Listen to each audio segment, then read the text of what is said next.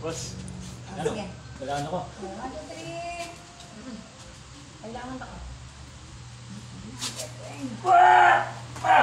Oh! Meron po ito naman rin. Oh! Nililipat namin si Elmer. Medyo magkaan ng konti ito. Wah. Kaya gumawa kasi panahiga. Panahiga po, Brad. So mga subscribers, dito po tayo sa San Juan, Mexico, Pampanga. So ito po ay ating pangalawang therapy session na gagawin natin kay Elmer. Tangan talaga, tangan dito. Ha? Tangan. Punsa lang pangan. Punsa lang pangan. Kang mother, no? Pangan niya. Kang pangan. So Punsa Elmer, punsa lang. tangan. Oo. Ilan taon ka na, Elmer? 37. So 37. Putulan po siya ng paa. Yun. Hindi natin makita. Putulan pa. Yan po yung paa niya naputol. Ayun.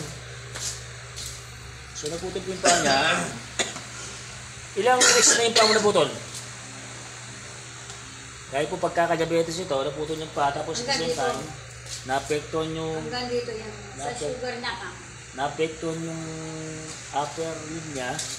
Hindi na makagalaw din. So, pinapatherapy nila para makagalaw yung kanyang kanang bahagi ng katawan na pagkakaopya. Ang pagkakaputol niya po ay ayon kay nanay, diabetes.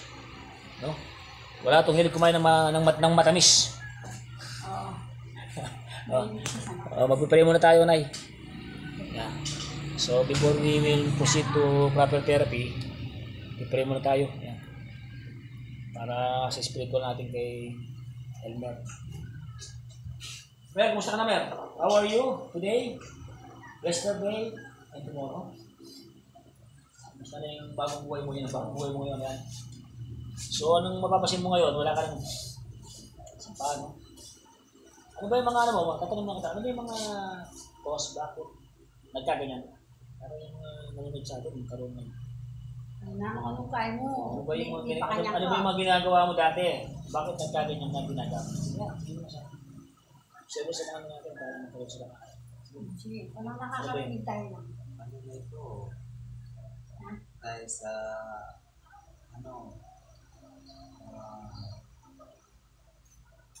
dahil sa wala akong maisip. Hindi, yung mga kinakain mo. Ano ang ginagawa mo? Makakain ka ba ng masasarap? Yung mga baboy, alak? Bisyo, alak. Hindi mo dapat ka na kasi putol na yun. Wala ka naman. Kasi sa iba yung mga nanonood, parang hindi maputol yung paa. Anong gagawin nila? Labis na pag-inom ng alak. Labis na pagkain ng mga mantika, yung mga kung ano-ano. So, yun ang pagkakapos ng pagkakaputol ng paa mo.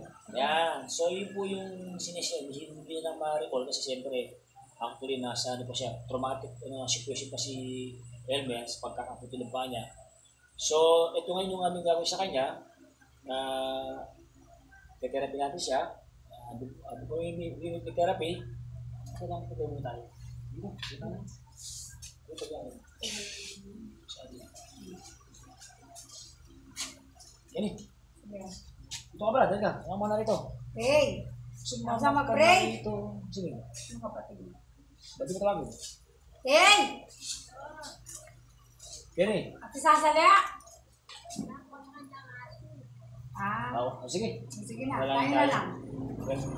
Tayo meron ang ating verse ngayon para sa iyo, no?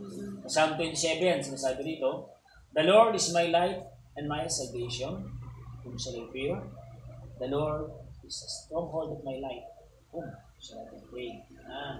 Sabi niya sa Proverbs 3:5 and 6, "Trust in the Lord with all your heart and do not lean on your own understanding. In all your ways, acknowledge Him and He shall direct you." Natin ang paglato ng oras, dapat pasalamatan at papurihin natin ng Diyos. So itong oras na ito, kung ang nangyari sa iyo, pagkalit lamang yan.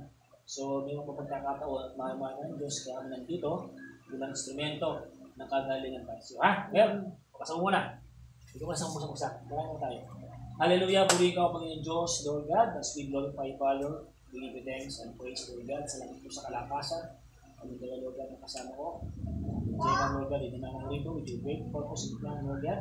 Will you bless, Lord God, ang aking mga kamay?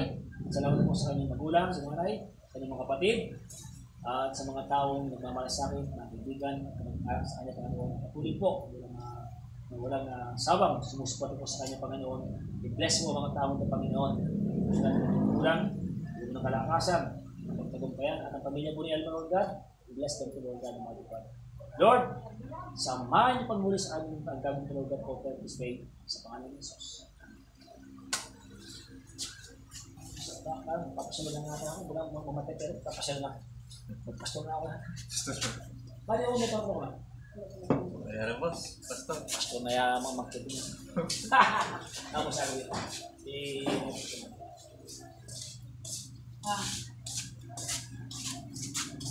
Ayaw. Ano ba dyan? Ano ba dyan?